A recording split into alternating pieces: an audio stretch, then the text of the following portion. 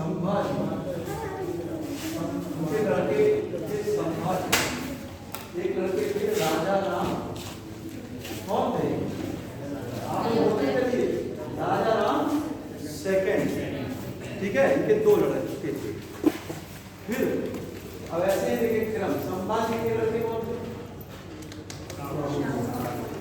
साहू, ठीक है, साहू गद्दी पर बैठे, ठीक है, साहू बैठे। साहू ने एक बहुत इंपॉर्टेंट युद्ध किया, कौन सा? अपने चाची के साथ, खेड़ का ताराबाई की, खेड़ का युद्ध, खेड़ का युद्ध। अभी हम भी चाहें आपसे ऐसे ऐसे लाइन से लिखवा दें, उससे क्या बोर्ड पे लिखना समझाना इसलिए है कि आप एग्जाम में बैठेंगे तो आपका ही फायदा होगा, ठीक है। ये जो हम लिख रहे हैं वो आपका रिपीट करवा है। साहू गद्दी पर बैठा, इंपॉर्टेंट इज अपने चाची ताराबाई को हरा दिया। उसके बाद जब साहू गद्दी पर बैठा तब पेशवा जो पहले से एक पद बना हुआ था, अब एक व्यक्ति बालाजी विश्वनाथ के काल में, अब साहू का काल आया, साहू के काल में पेशवा बालाजी विश्वनाथ, अब बालाजी विश्वनाथ गद्दी पर बैठे। पढ़ना ऐसे ही होता है क्रम से, साहू के समय बालाजी विश्वनाथ पेशवा हो गए। अब इनके समय कौन सी घटना है, कौन बताए? इनके समय इंपॉर्टेंट बालाजी विश्वनाथ है,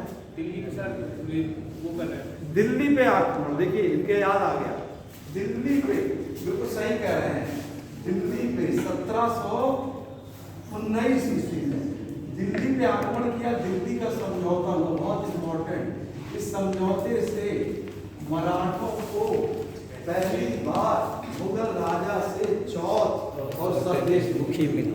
ये क्वेश्चन ऐसे ही आएगा कि पहली बार मुगल राजा से चौथ और स्वदेश मुक्ति मिला, ठीक है। ये पहली बार, उस समय जो राजा थे जिन्होंने दिया रफी-उद-दर्जा, एक राजा थे फर्रुखसिया, उनको गद्दी से इस समझौते के तहत हटा देना था।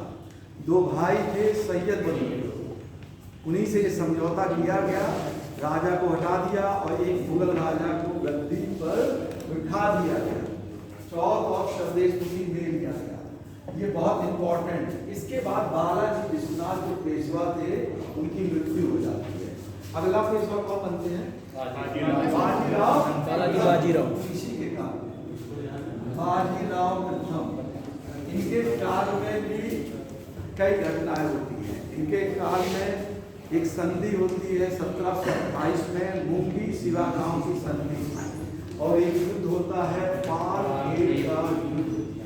पालखेड़ का युद्ध भी होता है 1728 ईस्वी, पालखेड़ का युद्ध।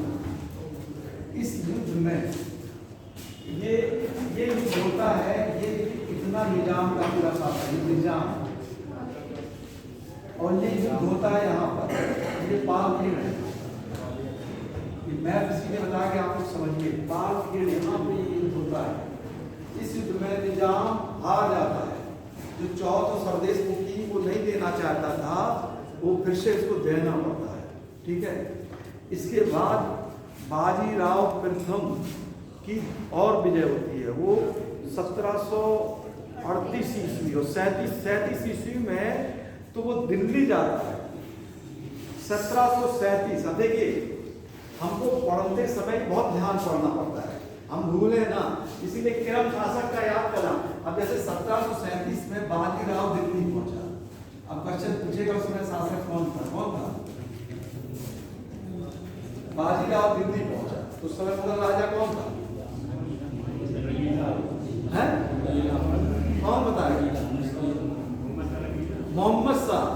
मोहम्मद शाह का काल नहीं है, 1719 से 1748 तक का काल है, तो मोहम्मद शाह शासक था। ये जाता है और उससे पैसा ले लेता है, करीब लाखों रुपया ले लेता है, और कुछ क्षेत्रों पे कब्जे का भी अनुमति प्राप्त कर लेता है और लौट के चला आता है। 1738 में किसी प्रकार ये गुजरात, अब देखिए मराठा है, गुजरात ये है, यहाँ पहुंचा है गुजरात। ये गुजरात की विजय करता है 1738 ईस्वी, गुजरात की विजय करता है। त्र्यंबकराव दभादे गुजरात के रहते हैं, उनको ये पराजित करता है और गुजरात की विजय कर लेता है 1738 ईस्वी में। त्र्यंबकराव दभादे, त्र्यंबकराव दभादे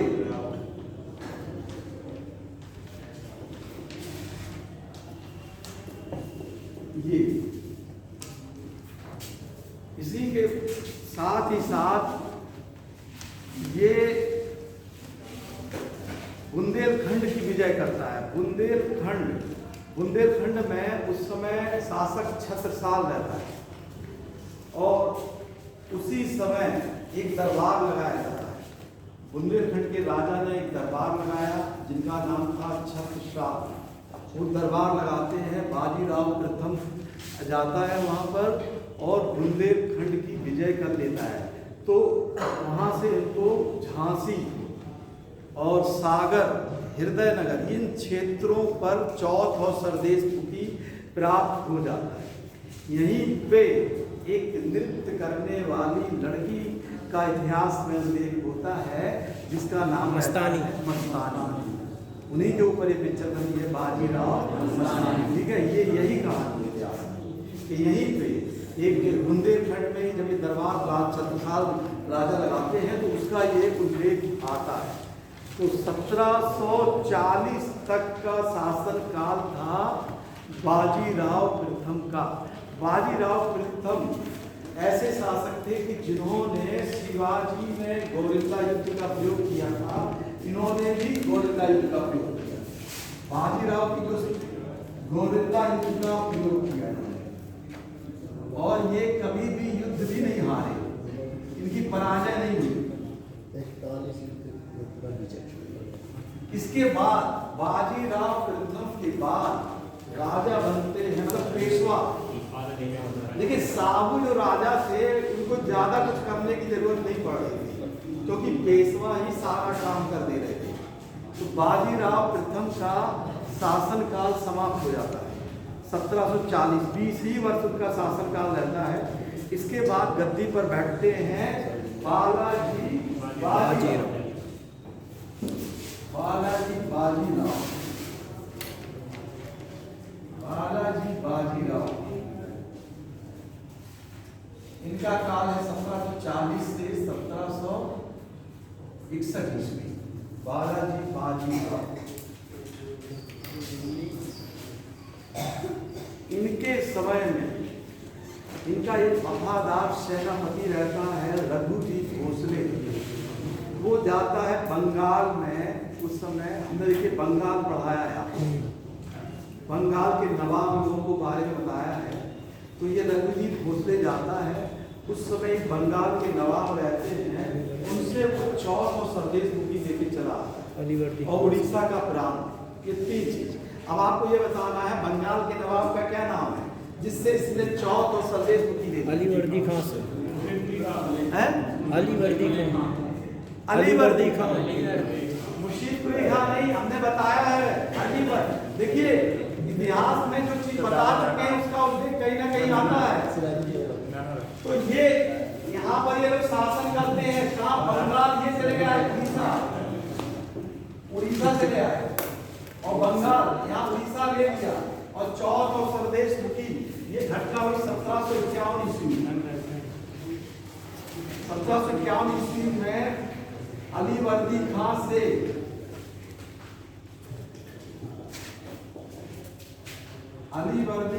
से चौथ एवं सरदेशमुखी ये प्राप्त हो गया इनको। ये बहुत बड़ी उपलब्धि थी कि बंगाल जाकर ना कोई मराठा सैनिक इतनी दूर जाकर चौथ और सरदेशमुखी लेके चला है। ऐसे पूरब में चला जा रहा था, दिल्ली में ये लोग चले जा रहे थे, दक्षिण में तो जा ही रहे थे। इसके बाद एक और इनके समय में संधि होती है 1752 में, खलजी की संधि।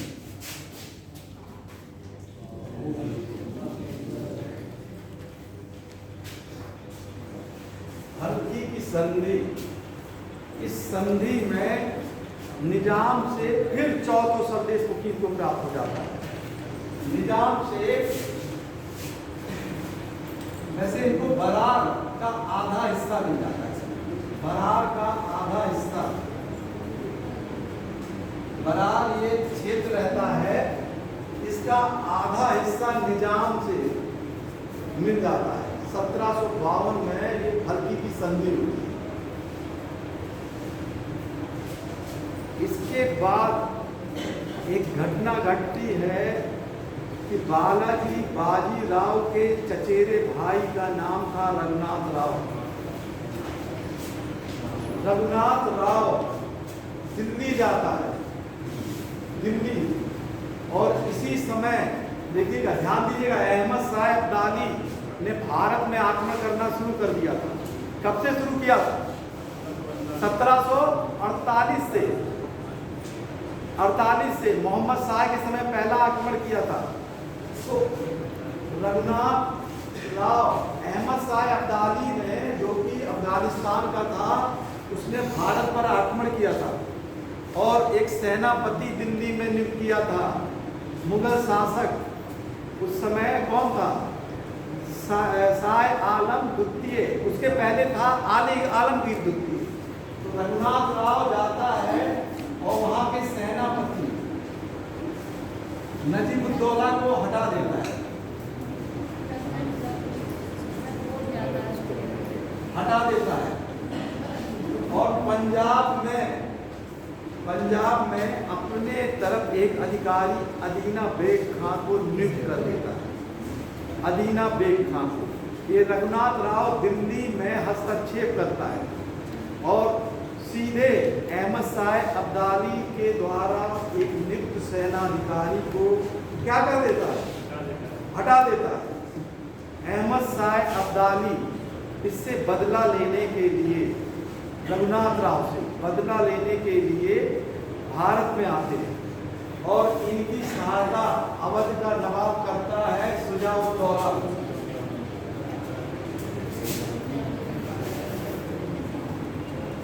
अवध का नवाब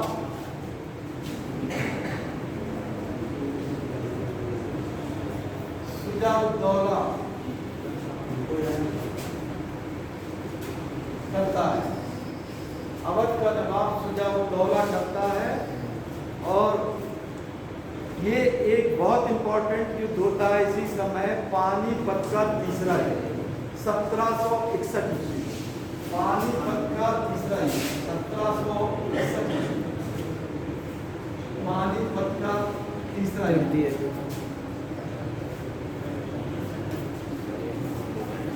इस युद्ध में मराठों की पूरी तरीके से पराजय हो जाती है, मराठा लोग हार जाते हैं और अहमद शाह अब्दाली जीत लेता है। मराठों की तरफ से मुगल सेनापति इब्राहिम खां गलजी भी भाग लेता है, लेकिन अहमद शाह अब्दाली की जीत हो जाती है।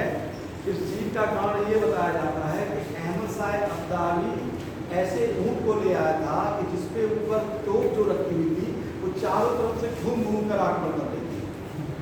जो तोपखाने थी, जो तोपखाना है उसको सुरनाल बोला जाता है। ये IAS में पूछा गया है एक बार कि सुरनाल क्या था।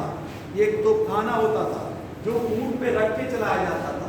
अहमद शाह अब्दाली ने ऊँट पे तोपखाने को प्रयोग किया था। उस तोपखाने से मराठों की पूरी पराजय, हजारों मराठे मारे गए थे 1761 में। और बालाजी बाजीराव को जब ये खबर पता चलती है तो उनको हार्ट अटैक आ जाता है और वो स्वयं भी मर जाते हैं, बालाजी बाजीराव, क्योंकि बालाजी बाजीराव के लड़के विश्वास राव की हत्या हो जाती है इसमें। उनके चचेरे भाई सदाशिव राव की भी हत्या हो जाती है और बालाजी बाजीराव के ज़्यादातर जितने रिश्तेदार हैं सभी लोग मर जाते हैं इस युद्ध में। इतना ये भयानक युद्ध अभी तक इतिहास में नहीं हुआ था जितना 1761 में पानीपत का तीसरा युद्ध हुआ, 1761। लेकिन इससे मराठे खत्म नहीं हुए थे, मराठे खत्म नहीं हुए थे। यहाँ एक चीज़ हम आपको और बता दें कि ये तो पेशवा है बालाजी बाजीराव, लेकिन जो साहू है, साहू की मृत्यु हो जाती है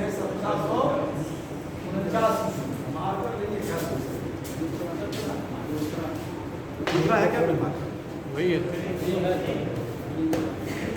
1749 में देखिए साहू मर जाता है। साहू किसका वंशज है? शिवाजी। शिवाजी। और बालाजी बाजीराव कौन है? विश्वनाथ भट्ट के। पेशवा। तो एक शिवाजी तो राजा है, पेशवा तो एक मंत्री है, ठीक है। अब समस्या ये आती है कि साहू के बाद गद्दी पर कौन बैठेगा। तो देखिए अभी हम एक लिस्ट बना रहे थे कि शिवाजी के लड़के का नाम था संभाजी, और संभाजी के लड़के का नाम साहू जी। साहू, और एक सौतेला भाई राजा राम। राजा राम का एक लड़का था शिवाजी द्वितीय,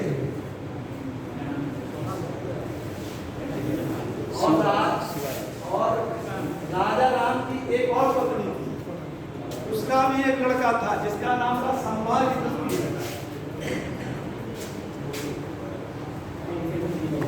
अब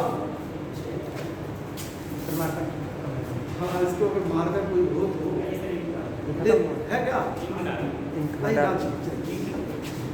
देखिए आप फिर से आप कंफ्यूज नहीं हो गए। देखिए राजा राम के लड़के का नाम शिवाजी, राजा राम की दूसरी पत्नी का लड़के का नाम है संभाजी द्वितीय। अब ये समस्या आती है कि साहू तो मर गए, साहू के बाद कौन राजा बनेगा। तो राजा राम की एक पत्नी का नाम था ताराबाई। ताराबाई एक लड़के को कहती है कि वो किसका वंशज है? राजा राम का, और उसको नाम देती है राजा राम द्वितीय। लेकिन बाद में ये पता चलता है कि राजा राम द्वितीय नकली है, वो वास्तविक वंशज नहीं है। तो इसीलिए इतिहास की बहुत इंपॉर्टेंट संधि इसी समय होने वाली है 1750 ईस्वी। कौन सी संधि हुई थी? किसी को नहीं मालूम?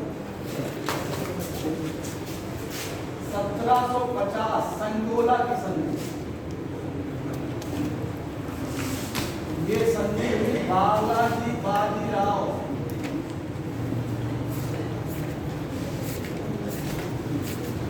एवं राजा राम द्वितीय की, और इस संधि से पेशवा वास्तविक राजा बने, और बाकी इनके जो वंशज थे ये तो नकली मान लिया गया, इनको 17 में ऐसे भेज दिया गया। ये लोग एक तरीके से कह दिए थे, कोई ज्यादा नहीं। वास्तविक राजा बन बैठे बालाजी बाजीराव 1750 ईस्वी में।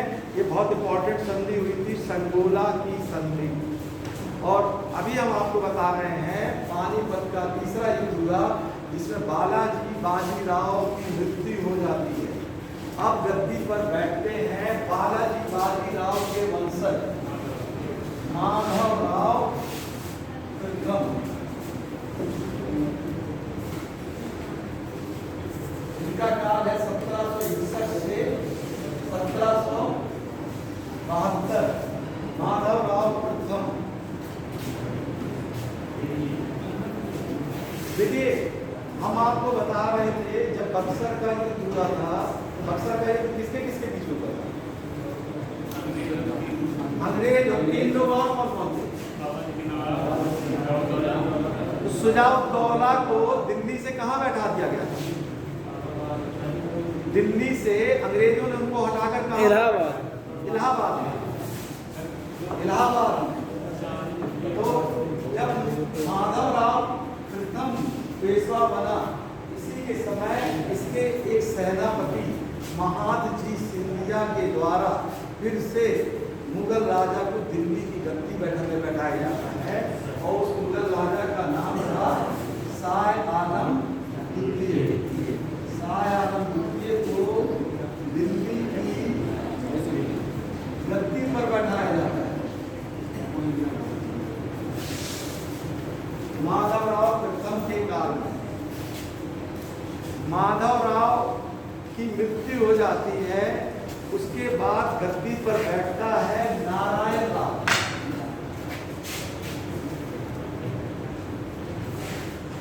इसका छोटा भाई 1772 से 1773 ईस्वी।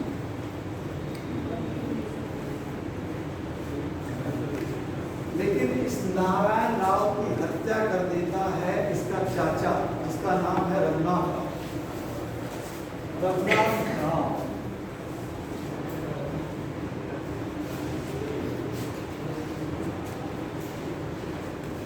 नारायण राव की हत्या कर दी, हत्या कर दिया जाता है।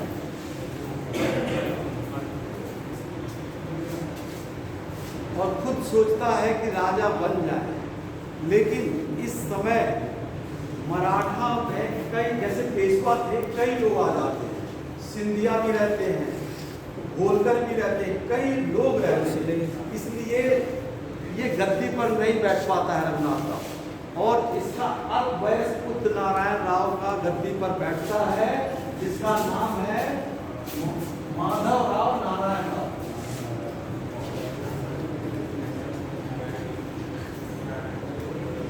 माधव नारायण राव सर। माधव नारायण राव 1773 से 1795 ये गद्दी पर बैठता है माधव नारायण राव। इसका चाचा का क्या नाम था? रघुनाथ राव। तो रघुनाथ राव बहुत प्रयास करता है कि राजा वो बन जाए, इसका चाचा, लेकिन वो नहीं बन पाता है। इसलिए रघुनाथ, अब यहाँ पर एंट्री होती है अंग्रेजों की इसी समय। तो रघुनाथ राव क्या करता है, अंग्रेजों के पास पहुंच जाता है। अंग्रेजों के पास पहुंच जाता है। हम पहले ही बता चुके हैं कि अंग्रेज लोग सूरत में तो थे ही, व्यापार करते ही थे इस समय। तो अंग्रेजों के पास वो पहुंच जाता है और एक संधि होती है। देखिए, मराठा काल में ज़्यादातर क्वेश्चन आपकी संधि से आने वाला है, तो जो भी संधि है वो बहुत ध्यान से देखिएगा। बहुत इंपॉर्टेंट एक संधि होने वाली है 1775 ईस्वी में। इसको मिटा दें।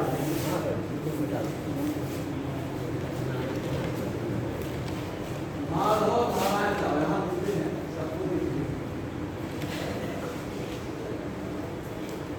1775 से 1795। अब ये होती है सूरत की संधि। ये रघुनाथ राव और अंग्रेजों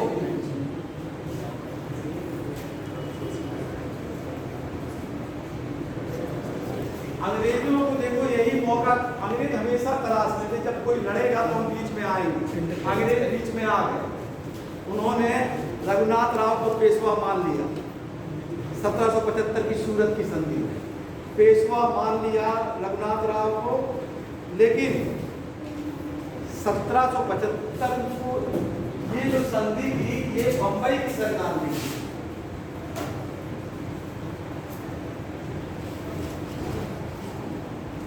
लेकिन अंग्रेज लोग जब आए थे, उनका जो सबसे हेड ऑफ डिपार्टमेंट बैठता था वो कलकत्ता में बैठता था।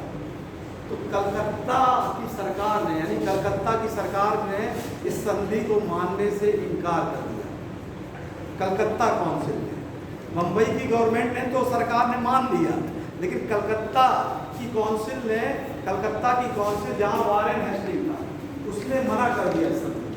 तो एक फिर संधि होती है, पुरंदर की संधि 1776 ईस्वी, 1776 ईस्वी पुरंदर की संधि।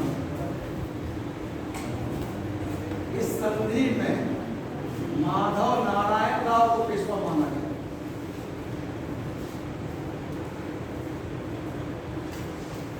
अंग्रेजों को 12 लाख रुपया मिले और रघुनाथ राव को 25,000 रुपया वार्षिक पेंशन।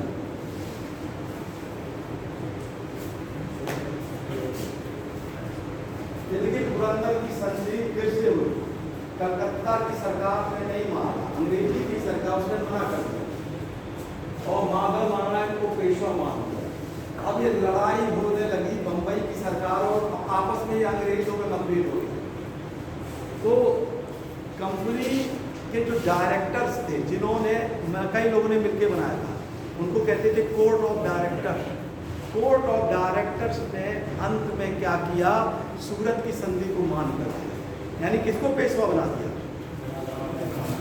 सूरत की संधि के तहत कौन पेशवा बना? रघुनाथ राव।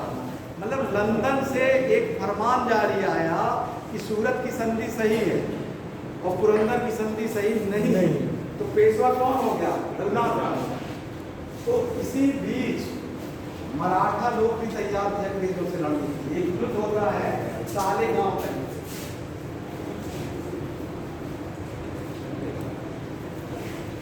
जिसमें मराठों ने अंग्रेजों को पराजित कर दिया।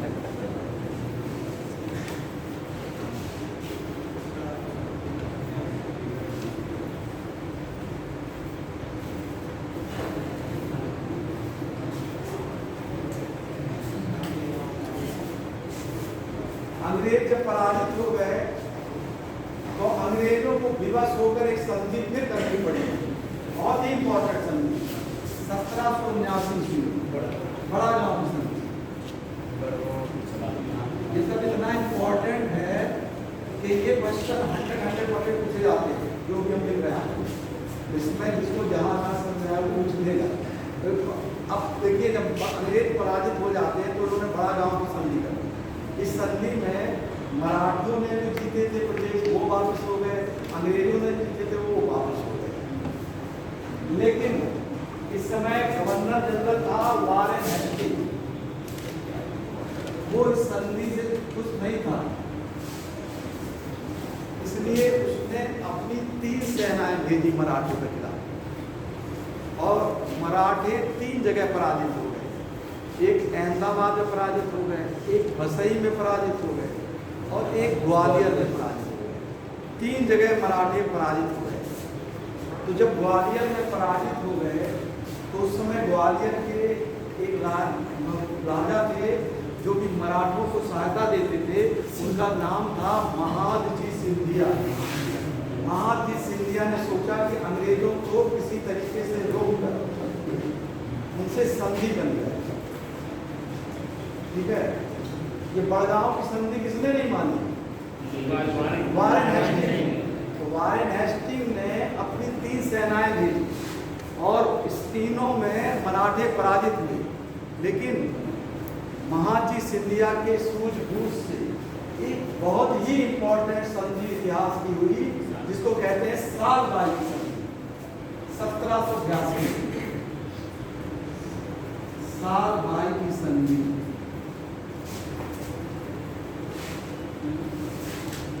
ये प्रथम इसको कहते हैं आंग्ल मराठा युद्ध। ये पहला 75 में सूरत में संधि हुई, फिर ये लड़ रहे थे। इसी संधि से अंग्रेजों मराठों के बीच में ये युद्ध खत्म हो जाता है। सालबाई की संधि सिंधिया के द्वारा करवाई जाती है। इस संधि के तहत अंग्रेज अपना एक क्या कहते हैं रेजिडेंशियल अपना भेज देते हैं पूना में। ये लोग पूना में रहते हैं, एक रेजिडेंशियल को भेज देते हैं जिसका नाम है एल्फिस्टन। एल्फिस्टन पूना में रहने लगता है और रघुनाथ राव को 3.5 लाख रुपया वार्षिक पेंशन से रघुनाथ राव को अलग कर दिया जाता है, पेंशन दे दी जाती है।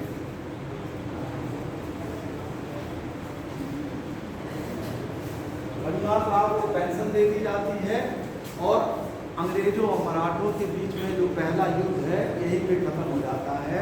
सालबाई की संधि के तहत ये खत्म हो जाता है। लेकिन अंग्रेजी रेजिडेंट यहाँ पहली बार पूना के दरबार में आ जाता है। शर्त ये थी कि जब तक रेजिडेंट के बिना किसी इशारे से अब मराठे किसी युद्ध को जीत नहीं सकते, यानी सीधे मराठों पे कवर कर लिया इन्होंने अंग्रेजों ने। तो ये पहला अंग्रेजों का मराठों के साथ युद्ध था, इसको आंग्ल मराठा युद्ध भी कहते हैं।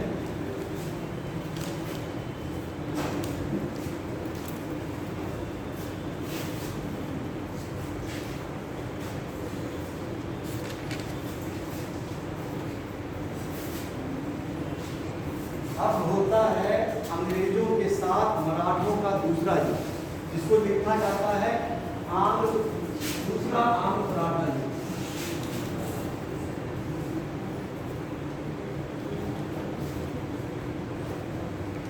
दूसरा आंध्र मराठा है। देखिए माधव नारायण राव जो पेशवा बना रहता है उसके ऊपर इतने लोग कंट्रोल करने वाले हैं। सिंधिया, महाजी सिंधिया तो रहता ही है, नाना फडणवीस भी रहते हैं, कई लोग, वो अपना कोई डिसीजन ही नहीं ले पाता है। इसी दबाव के कारण माधव नारायण राव आत्महत्या कर लेता है। माधव नारायण राव आत्महत्या कर लेता है। इसके बाद गद्दी पर बैठता है अंतिम पेशवा जिसका नाम है बाजीराव द्वितीय, और ये रघुनाथ राव का लड़का था। 1795 से 1813 ईस्वी ये बाजीराव शेखर।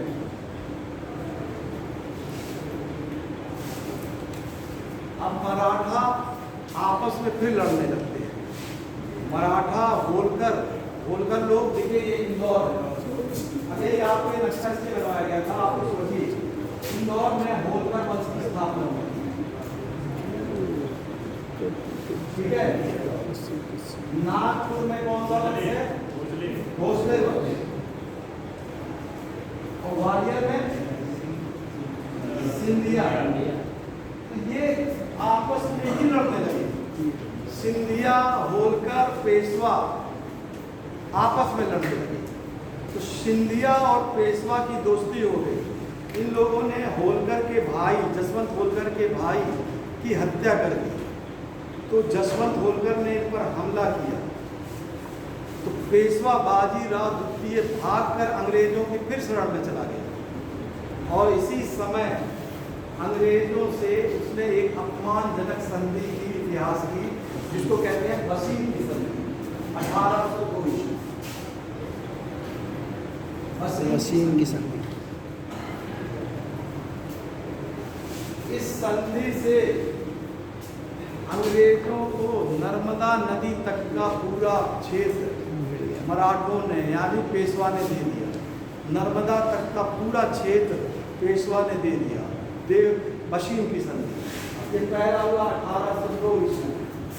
दूसरा हुआ 1803 ईस्वी में देवगांव की संधि।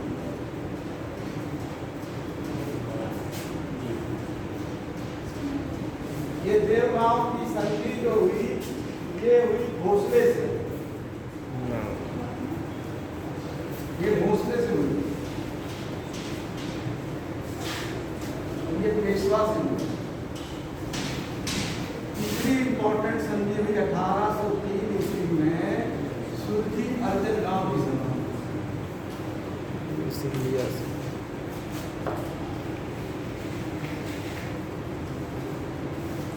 ये संधि हुई सिंधिया से। सिंधिया ने चंबल नदी के आसपास का क्षेत्र अंग्रेजों को दे दिया। तो ये तीन इंपॉर्टेंट संधि होती है। ये अंग्रेजों और मराठों के बीच में ये दूसरा युद्ध होता है। इन तीन संधियों से अंग्रेज को कई क्षेत्र मिल जाता है। ये बाजीराव द्वितीय, इस समय देखिए गवर्नर जनरल था लॉर्ड वेलिंगटन।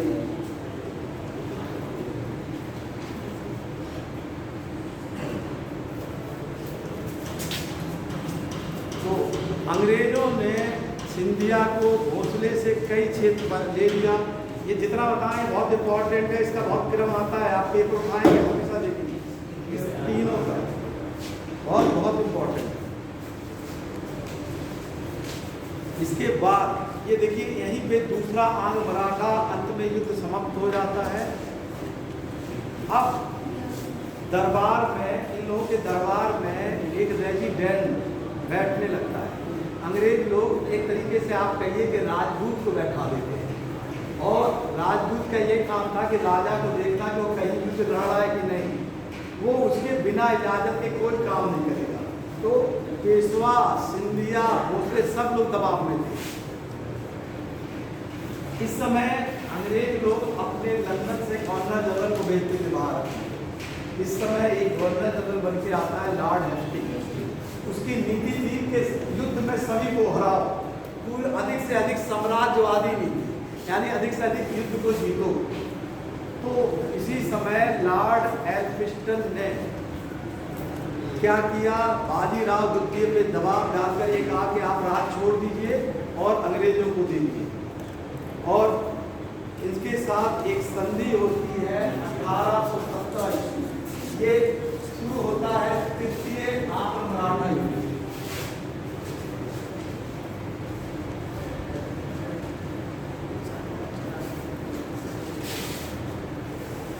1817 ईस्वी पूना की संधि। ये बाजीराव द्वितीय के साथ, इसमें बाजीराव द्वितीय को अपना पूरा राज्य यानी मराठा साम्राज्य छोड़ देना पड़ता है। बाजीराव द्वितीय पूरा मराठा साम्राज्य छोड़ देना पड़ता है। 1817 ईस्वी में ही एक दूसरी संधि होती है, ग्वालियर की संधि सिंधिया से। इसमें सिंधिया को भी अपना लगभग का क्षेत्र अंग्रेजों को दे देना पड़ता है। चंबल नदी के आसपास का क्षेत्र पूरा लगभग दे देना पड़ता है। तीसरी इंपॉर्टेंट संधि हुई 1817 ईस्वी, और ये संधि हुई आपकी मंदसौर की संधि। ये हुई भोसले से यानी नागपुर से संधि। 1817 ईस्वी ये संधि हुई मंदसौर की संधि। ये होलकर से, होलकर से गुजरात।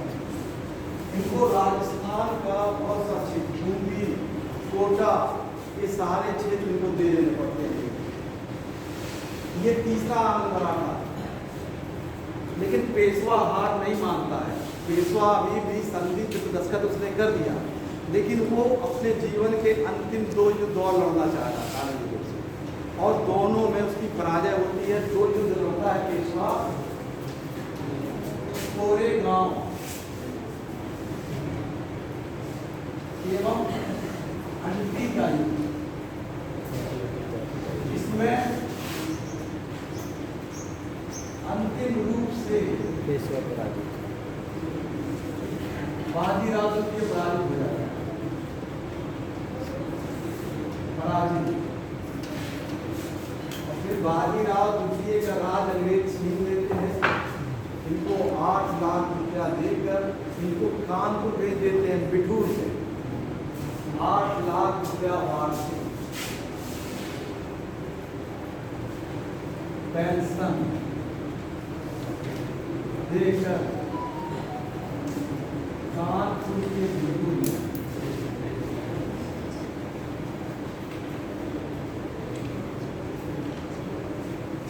भेज देते। और मराठा राज्य को हड़प लेता है अंग्रेज सरकार, जीत लेते हैं। 1813 में ही जीत लेते हैं। संधि तो करते ही है, 1813 में ही जीत लेते हैं। और ये 8 लाख रुपए वार्षिक कानपुर से बिठूर में भेज देते हैं। मराठा साम्राज्य का विभाजन कर देते हैं। और शिवाजी के जो वंशज थे, जैसे राजा राम द्वितीय के वंशज थे, प्रताप सिंह को सतारा में एक छोटा सा राज अंग्रेजों के प्रताप सिंह को सतारा में लिप्त कर दिया।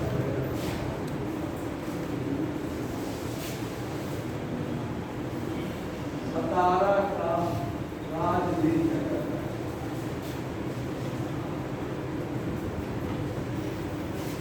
इस तरह अंग्रेज लोग मराठा को तो जीतते ही है, सिंधिया को भी जीत लेते हैं, भोसले को यानी नागपुर में भी विजय कर लेते हैं। यानी आप देखिए अंग्रेज लोग यहाँ से लेकर ये पूरा एरिया मराठों को जीत लेते हैं। पूरा पूरा भारत का पूरा मध्य एरिया मराठों से वो जीत लेते। ये पूरा हिस्सा, अभी तक वो बंगाल में थे यहाँ पर, और यहाँ कर्नाटक में थे यहाँ पर, कितने हिस्से, ये पूरा हिस्सा उन्होंने मुगल बादशाह से नहीं जीता। किससे जीता? मराठों से। तो मराठों से इतनी अधिक विजय उन लोगों को प्राप्त हो जाती है। पूरा मालवा और पूरा महाराष्ट्र और दक्षिण में कर्नाटक तक का पूरा हिस्सा, निजाम का पूरा हिस्सा, ये पूरा मराठों से अंग्रेज लोग जीत लेते हैं और मराठा को कानपुर में एक छोटी सी जगह दे देते हैं, वहाँ पर वो चले जाते हैं। ठीक है, ये मराठा साम्राज्य था। ठीक है, ये यहीं पे मराठा साम्राज्य यहाँ पे समाप्त हो जाता है। बाद में अपनी पेंशन लड़ने के लिए 1857 की क्रांति में नाना साहब, ठीक है, जो बाजी राव उनके के दत्तक पुत्र रहते हैं, ठीक है, जिनका नाम धोधुपत रहता है, वो अपने जीवन में 1857 की क्रांति में भाग लेते हैं, लेकिन अंग्रेज उनको भी पराजित कर देते हैं। तो इतना आपको समझ में आया? तो संधि है, ये संधि तो पढ़ना ही पड़ेगा, बहुत बहुत इंपॉर्टेंट संधियां हैं। तो ये आपका मराठा साम्राज्य यहाँ पर खत्म होता है।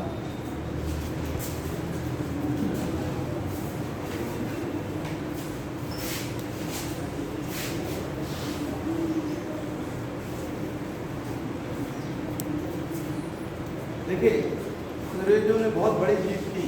अब हम आपको बताते हैं कि अंग्रेज लोग ने भारत में आए, उनके कई लोग गवर्नर और गवर्नर जनरल बन के भारत में आए।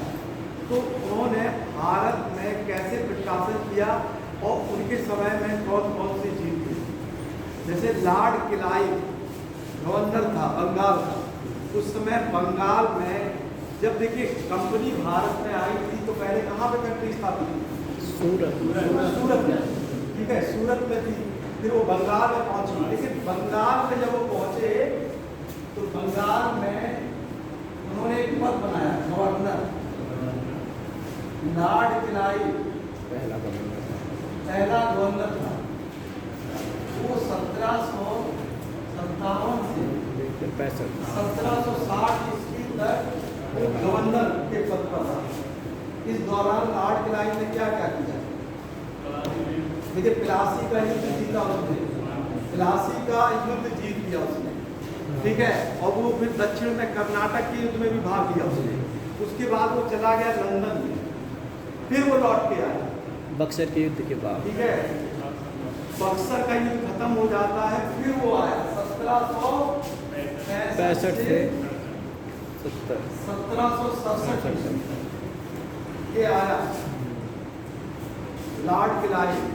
और यहाँ पर उसने दीवानी प्राप्त की, हम बता चुके हैं। किससे दीवानी प्राप्त की? मुगल बादशाह प्राप्त किया था ना, दीवानी प्राप्त किया। और उसके ही काल में श्वेत विद्रोह भी हुआ था, उसी के काल में उपहार लेना भी बंद किया था। तो इसी प्रकार छोटे छोटे गवर्नर हुए। इसके बाद लॉर्ड क्लाइव के पहले भी कोई गवर्नर था 1760 से 1764 तक, फिर वेस्टर्न उनके समय में बक्सर का युद्ध हुआ। और लॉर्ड क्लाइव के बाद वेरेलेस्ट, इनका काल था 1766 से 1769। और इनके बाद कार्टियर हुए 1769 से 1772। इनके काल में बंगाल में आकार हुआ 1770 ईस्वी में। मॉडर्न हिस्ट्री में फर्स्ट टाइम आकार हुआ। इसके बाद 1772 ईस्वी में बंगाल का अंतिम गवर्नर कौन बन के आया? Warren Hastings. अब यहीं से देखिए इंपॉर्टेंट है, वारेन हेस्टिंग्स। ये पहले गवर्नर बना 1772 से 1774 तक गवर्नर के पद में। ये वारेन हेस्टिंग्स।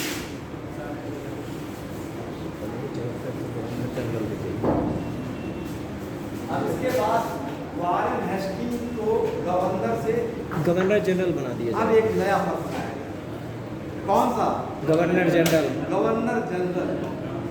ये गवर्नर जनरल जब तक भारत आज़ाद नहीं हुआ तब तक ये पद था। अब वारेन हेस्टिंग बनता है गवर्नर जनरल। सॉरी सर, ये 1857 में खत्म हो गया था। 74 से 1784 तक ये गवर्नर जनरल का था, वारेन हेस्टिंग। अभी तक देखिए गवर्नर का पद बनाया गया था, लेकिन अब कंपनी ने जब देखा कि अंग्रेजों ने बक्सर का युद्ध जीत लिया है, यहाँ पे व्यापार बढ़ गया है, अब अधिक से अधिक यहाँ से कच्चा माल भेजे लाने की बात परंपरा चल रही है, तो कंपनी ने भारत में पहली बार कानून बनाने के लिए एक एक्ट पारित किया। एक पहली बार गवर्नर जनरल कैसे कानून बनाएगा, कैसे कानून बनेगा। अभी कैसे कानून बनता है? संसद द्वारा। कैसे बनता है? संसद कैसे बनता है? विधेयक पेश करके सर। कोई भी सर विधेयक एक लोग कोई बोलो समझ में तो आए, सब लोग बोले कौन बोल संविधान का आधार कैसे बनता है? संसद से कैसे कानून बनता है? पॉलिटिक्स साइंस में नहीं बताया गया है? पहले सर हो गया सर। आई विल एक एक्सप्लेन। सेकंड बोले हाँ, फिर उसके बाद जब संसद उससे निर्णय लेता है कि मतलब ये लागू होना चाहिए कि नहीं लागू। कौन बताएगा? सही सही कौन बताएगा? अभी आप लोगों को यही नहीं मालूम कि कानून कैसे बनता है देश में।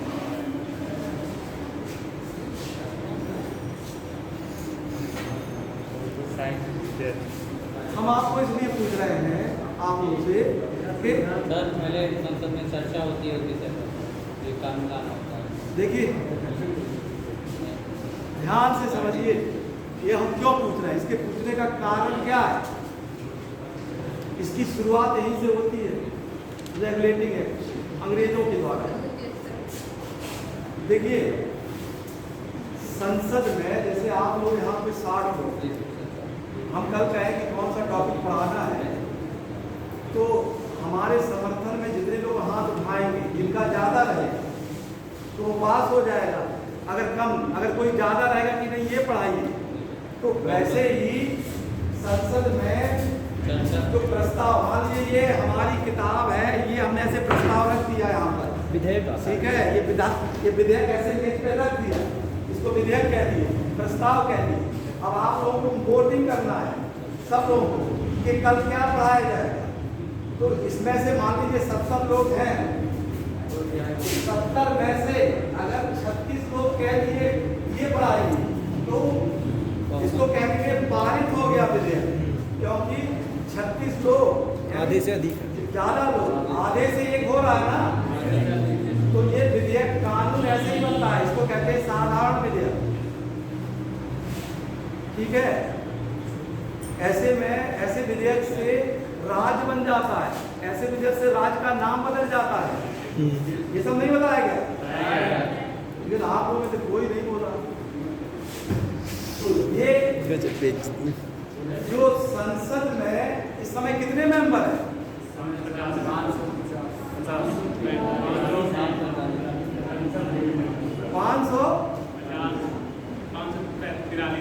543 लोकसभा, ठीक है। तो ये चलिए लोकसभा में, यानी जनता ने चुन के, तो ये लोग वहाँ पे चुन के इसलिए जाते हैं कि वो देश का कानून बहुमत से पारित करें, ठीक है। जो चीज़ बहुमत से पारित हो जाएगी वो देश का कानून बन जाएगा। बहुमत का मतलब वहाँ आधे से एक है, 2/3 भी है, और 2/3 और आधे से अधिक राज्यों का भी अनुमोदन है ना। 3 तरीके से विधेयक पारित होता है।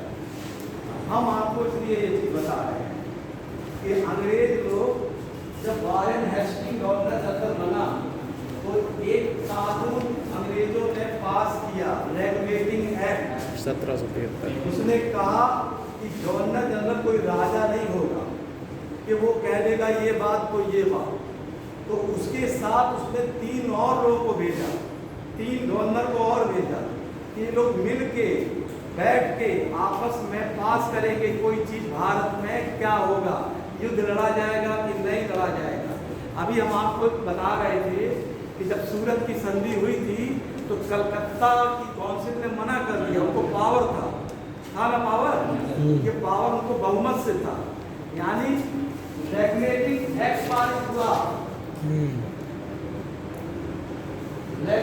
क्या पारित हुआ? एक्ट। इसमें ये कहा गया कि गवर्नर जनरल भारत में जो भी निर्णय लेगा वो बहुमत से लेगा। बहुमत समझ में आता है ना? आधे से एक अधिक, आधे से एक अधिक। अगर 5 लोग हैं तो 3 लोग। तो उस समय वारेन हेस्टिंग गवर्नर जनरल था, उसके साथ 3 लोगों को और भेज दिया गया। ठीक है, 3 लोगों को और भेज दिया गया। और लेकिन गवर्नर जनरल को एक पावर दिया गया, वीटो पावर, कि अगर गवर्नर जनरल के पास 2 लोग हैं तो वो चाहे तो अपना वीटो प्रयोग करके पास कर सकते हैं। तो पहली बार जो बहुमत की बात कही गई ये अंग्रेजों की ही देन थी, जो आज हमारे देश में जनता के द्वारा जो चुने जा रहे थे प्रतिनिधि है, इसको आप लोग सांसद या विधायक कहते हैं, वो अपने अपने संगठन मतलब सदन में जाते हैं और बहुमत पारित करके देश या राज्य का कानून बनाते हैं। ठीक है, तो ये बहुमत की शुरुआत कहाँ से हुई? रेगुलेटिंग एक्ट से। किसने की? अंग्रेजों ने की।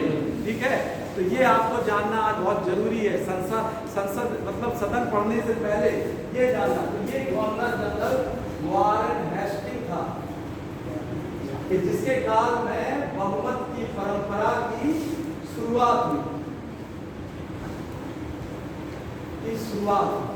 और ये रेगुलेटिंग एक्ट था। इसी के समय पहली बार न्यायालय बनाया गया। अभी तक हम मुगल जब पढ़ते थे तो हम बार बार कहते थे कि राजा ही न्यायाधीश होता था।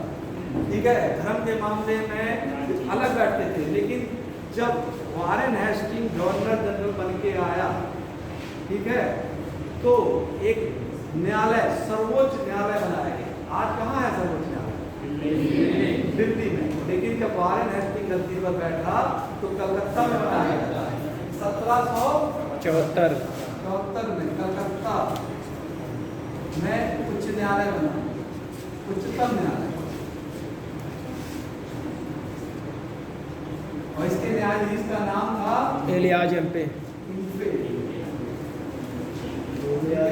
ये वारेन हेस्टिंग के काल में पहली बार सर्वोच्च न्यायालय मिला, बहुमत से निर्णय होने लगा। और इसी के काल में 2 इम्पोर्टेंट संधि हुई थी, एक फैजाबाद की संधि और एक बनारस की संधि। वारेन हेस्टिंग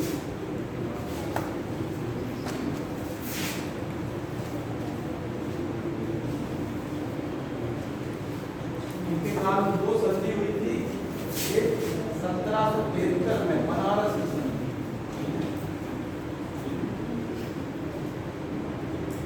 और 1775 ईस्वी में फैजाबाद की संधि।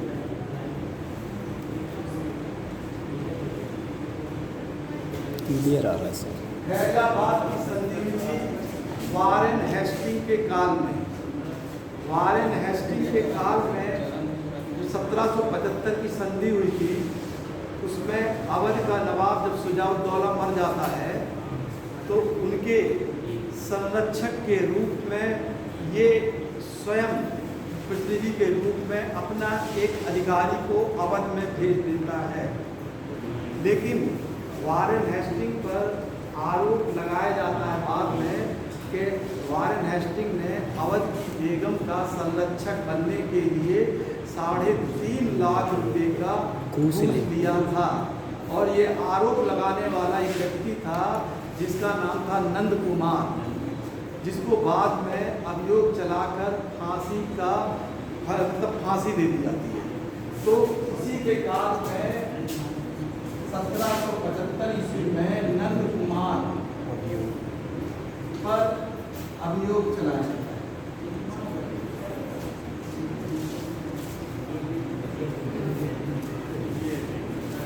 1775 ईस्वी में नंद कुमार पर अभियोग चलाया जाता है। चलिए बंद कर दीजिए।